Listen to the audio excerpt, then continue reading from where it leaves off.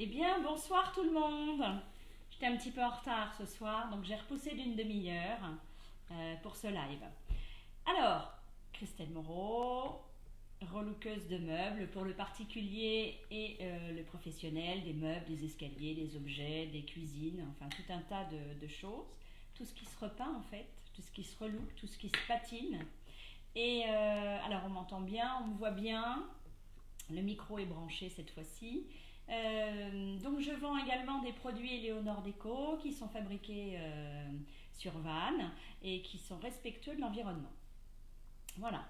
Alors pour tout vous dire, je rentre de course, j'ai une coupe apparemment caniche, mais ça je n'y peux rien. J'ai porté le masque, donc je suis rouge à souhait et j'ai eu beau mettre un sac de plâtre, il n'y a rien qui m'y fera. Donc voilà. D'ailleurs, en parlant de masque, je pense aussi à tous ceux et j'embrasse tous ceux qui sont en train de travailler à l'extérieur avec tout ce qui se passe et puis tout le personnel soignant bien évidemment et accompagnant, etc. Donc, ce soir, petit changement de programme. Donc, du coup, comme je suis très en retard, on ne va pas attaquer la planche que je vous avais mis en photo. On va parler de petites choses. Et puis, et voilà, hein, je pense que vous l'avez vu en photo. Théo, est-ce qu'on voit bien? Je pense que vous l'avez vu en photo. Voilà. Donc ça, c'était vraiment très très sympa. Je vous ai remis avant le miroir. En fait, j'avais fait un petit pochoir vite fait avec de l'ivoire justement. Donc, pour faire un fond, tout simplement. Voilà.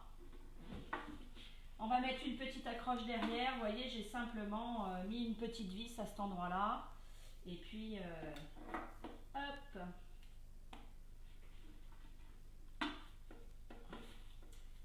Alors j'ai mis un pot, on aurait pu mettre tellement de choses. Et puis ce duo de couleurs ondée et ivoire, c'est vraiment doux. Voilà, une petite patine, enfin un petit jus, et puis voilà ce que ça peut donner. Création personnalisée, donc on peut faire des choses très sympas. Alors, je voulais répondre à vos questions concernant la patine, le jus, le déco-glacis. C'est pour ça que je vous ai mis une petite photo de cette petite planche là. Je ne sais pas si vous la voyez bien. Voilà. Donc, en fait, quelle est la différence? Donc là, je suis sur un bois que j'ai peint en craie, donc c'est une couleur très très claire. Et puis, j'ai divisé en trois. Alors, j'ai fait le jus que je fais d'habitude en Wenge. Donc voilà, c'est vrai que c'est quelque chose finalement de très brut. Hein, donc ça c'est un jus Wenge. Donc le jus, on est bien d'accord, 50% de sentinelle, 50% d'eau. Là, j'ai une patine marron qui est très légère, enfin qui est plus légère. Et là, j'ai un déco-glacis Wenge. Alors je vais vous expliquer la différence entre les trois. Puisque, ben voilà, je parle toujours de patine, de jus. Alors le jus, vous l'avez vu, c'est quelque chose que je fais rapidement, certes, mais parce que j'ai la technique et j'ai l'habitude. Ce n'est pas compliqué. Je pense qu'à force, au bout de 2-3 fois, vous allez avoir la technique. Voilà, c'est pas un problème. Sauf que ça a tendance aussi, mais comme la patine elle reste, à sécher rapidement. Et donc il faut vraiment le manipuler tout de suite. Ensuite, et c'est quelque chose aussi, si ça sèche vraiment, même si on n'y va pas tout de suite, on peut l'enlever à la laine d'acier mouillée. Voilà. La patine. La patine, en fait, c'est quelque chose de très gélatineux. Voilà, hein, on est vraiment... ouais, j'ai l'impression que c'est de la gélatine, c'est liquide, mais c'est comme de la gélatine. Et puis c'est prêt à l'emploi, en fait. Voilà, ça se met directement sur la couleur. Et on arrive à l'enlever. Alors, on la laisse sécher bien évidemment. Et puis, une fois sèche, on l'enlève à la laine d'acier. Alors, c'est vrai que c'est très doux, c'est cireux, donc il faut bien enlever la cire. Ça, c'est très très important. Et après on vitrifie, voilà. Mais on enlève la cire, mais c'est vraiment quelque chose de très doux et surtout de très facile à utiliser. Et puis le déco-glacis. Alors le déco-glacis, en fait, c'est de la patine qui est neutre. Elle est vraiment incolore. Et dans la patine neutre, parce que chez Eleonore Déco, il existe 5 patines déjà de prêtes à l'emploi. Il y a la blanche, la seigle, la noire, la marron et la béton. Voilà. Donc ça, c'est du prêt à l'emploi. Si, par exemple, sur une armoire blanche, pour faire un peu girly, j'ai envie de faire une patine rose, amarante, enfin je prends une couleur de satinelle, et écoutez, je vais mettre 4 doses de déco-glacis, 4 doses d'eau et une dose de satinelle de couleur, de rose, de vert, de bleu, de ce que je veux. En fait, on n'a pas sorti toutes les patines avec toutes les couleurs, on en a sorti 5 qui se font le plus, et puis après, à chacun de teinter et de faire sa propre patine. Voilà. J'ai oublié de vous dire, si les commentaires vous gênent, vous les balayez sur la droite, et puis je réponds à vos questions, puisque Théo peut les poser en direct, et on peut faire de l'interactivité. Il y a une question, Théo ? Non. Surtout sur la patine ? Non, c'est en regardant les fiches techniques, il est indiqué qu'il faut faire un mélange de patine avec du vernis fixe. Alors, oui, effectivement, ça c'est plus pour les pièces d'eau. Enfin, voilà, j'avoue que je ne l'ai jamais utilisé comme ceci et ça fonctionne très bien. Hein. Donc, quand on fait ce mélange-là, on est vraiment... après, c'est bien plus compliqué pour l'enlever. J'avoue que je ne mets pas de vernis fixe dans la patine. Voilà. Et ça se passe très bien, rien ne s'enlève. Dès l'instant où on enlève bien, où on lustre bien le gras qu'il y a dedans, c'est-à-dire la cire, quand on a enlevé le corps gras, il n'y a pas de souci, après on peut vitrifier. Donc voilà les 3. Là, je mets un jus avec de l'eau et de la satinelle. Là, j'ai un prêt à l'emploi. Et là, je crée la patine en fait, comme ceci, mais je crée à ma propre couleur. Bon, vous verrez sur la photo, vous verrez la différence. Il n'y a pas forcément, on m'a dit, de différence entre celle-ci et celle-ci. Moi je la vois là, elle est plus tendre, plus douce comme la patine. Et elle est plus facile à enlever qu'un jus, c'est vrai. Donc voilà, c'était vraiment pour la petite explication par rapport à tous ces questionnements en fait.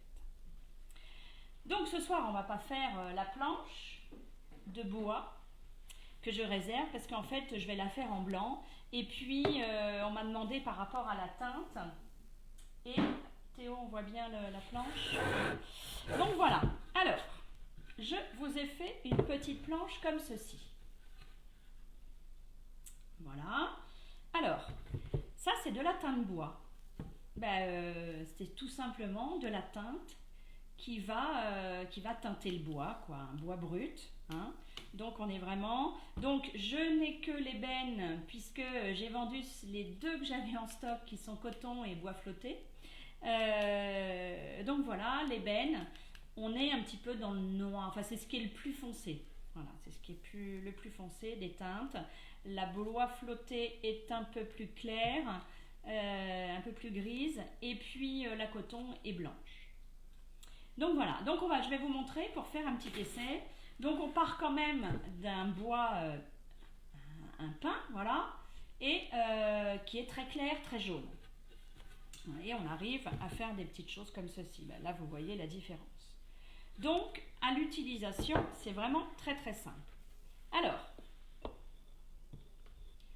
je vais vous montrer des techniques un petit peu différentes que j'utilise. Donc là, écoutez, hop, j'en renverse un petit peu et je vais vous montrer la teinte ébène. Bon, l'ébène, c'est vrai que c'est très foncé, hein, de toute façon. Hein. Pure. Alors, pure, non, c'est pas ce que je devrais dire. C'est sans venir après la retravailler.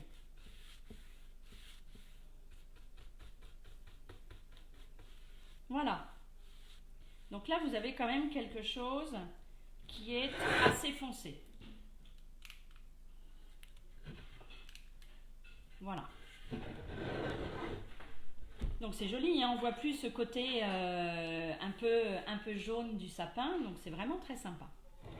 Alors, là, je vais vous montrer. Ah ben non, je vais le faire de côté, ce sera plus simple. Donc c'est mon fameux scotch utilisable et réutilisable qui ne se déforme pas. Donc là, pareil, je vais faire la même chose, mais je vais la racler. Donc, vous voyez, on n'en utilise pas beaucoup, hein.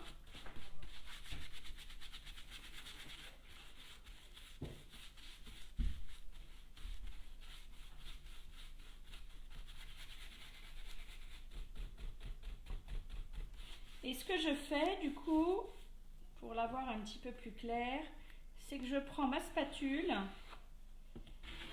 et je viens, voilà.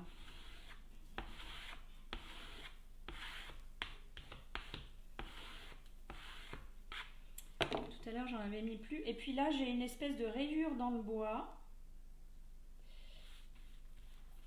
Je vais en mettre un petit peu plus. Voilà.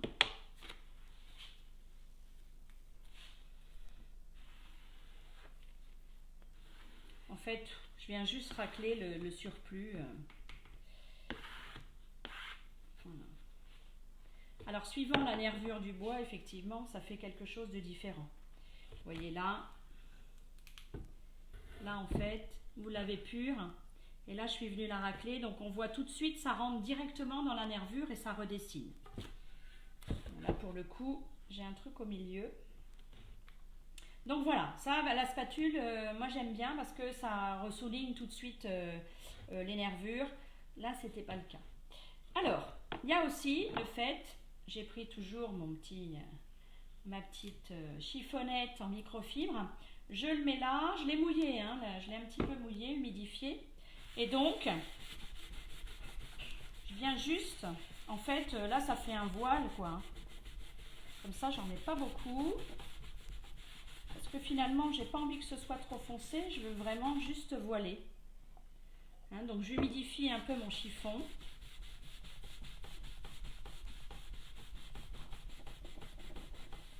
Voilà.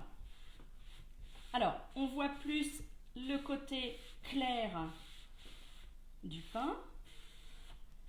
Oh, c'est des styles différents, hein, c'est tout, hein. Voilà. Donc voilà ce que je voulais vous montrer ce soir.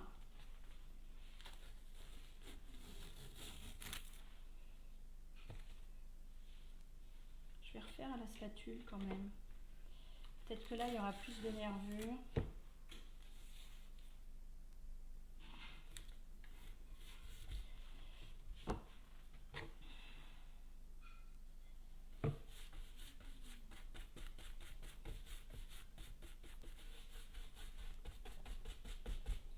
Il y a des questions, Théo? Hop.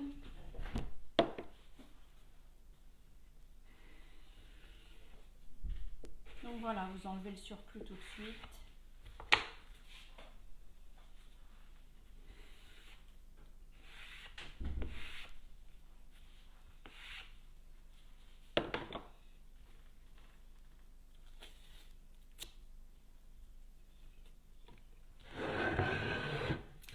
Voilà ce que ça peut donner. Vous voyez, c'est pas compliqué, hein, pinceau, vous prenez votre planche de bois directement dessus. Il y a plusieurs finitions. Alors là, on l'imagine en quelque chose d'un peu foncé. Ben, je vous dis, il y a le bois flotté qui est vraiment plus clair. Et il y a le blanc qui est superbe sur une table. Voilà, sur une table, c'est vraiment joli, sur une caisse, sur un bois brut en fait, hein.